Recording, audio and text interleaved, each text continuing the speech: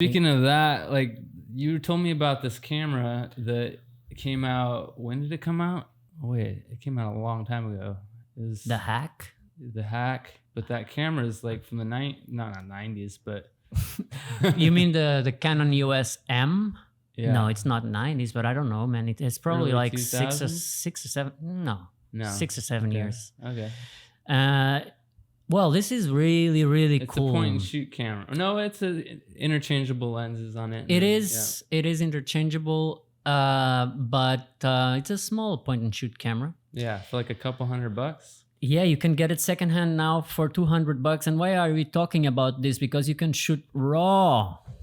Not photos, raw video. Raw video, yeah. And which is kind of 12-bit or more. Like I think there's even an option for 16-bit. Yeah. But with a huge crop. And this is not new. This is not new. This is Magic Lantern. Yeah. Which I used on my old 5Ds. I didn't use it for that reason, but it's a pretty incredible, third-party software for Canons.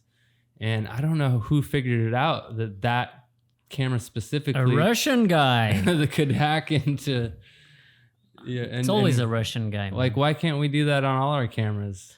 They don't want you to be able to do that. No. Also, I don't have a computer good enough to deal with that. So yeah, that's the thing. Editing raw, like from all the videos I've watched, comparing shooting raw versus ProRes, almost everybody says they prefer shooting ProRes just because they can't edit it. And let's give some props to this dude. I found this video talking about this guy called Zeke, and we're going to put his videos in the description, right?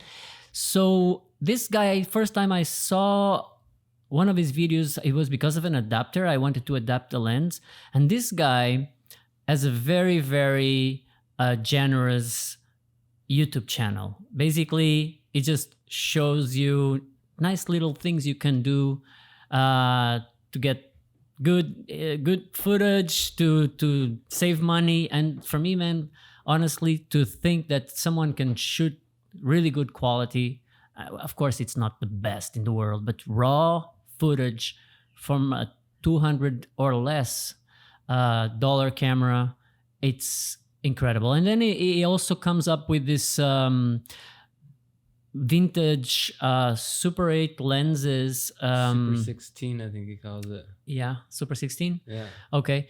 And it's got the pistol grip build on it. It really like looks some vintage lenses and like the little, what do you call those things? The like a lens hood. Lens hood. No, hood? No, loop. Lens loop. Lens loop. Wow. Anyway, like the old like 8mm and stuff had. And it really looks like an 8mm camera. And the images are kind of comparable too. It's pretty cool, like what you can. And these are cheap lenses too. You can pick up these lenses for like $100 or $30 sometimes. Even cheaper. And we will link one of his videos when he talks about this hack you can do.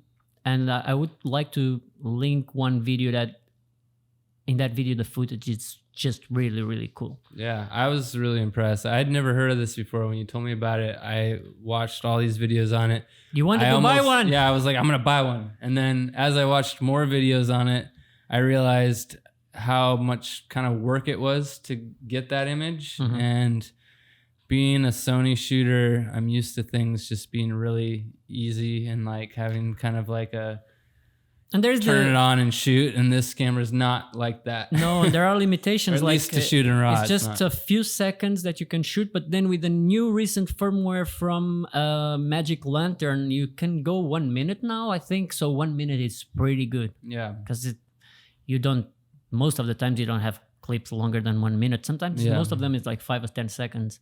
Yeah, and there's like 4 times crop or something on some of the modes, so you gotta have a super wide angle lenses. He was saying that are the best to use, but you can use because it crops in so much. You can use focal reducers like these Metabones things.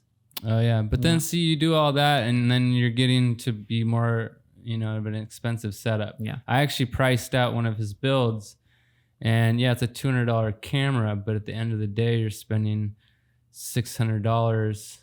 $600 you can get a used pretty like, I mean, my A7S OG, you could probably get for $600. No, the appeal of this camera is that you can shoot raw for $250. Yeah. Camera and lens. Yeah. But nobody shoots that camera just with the camera.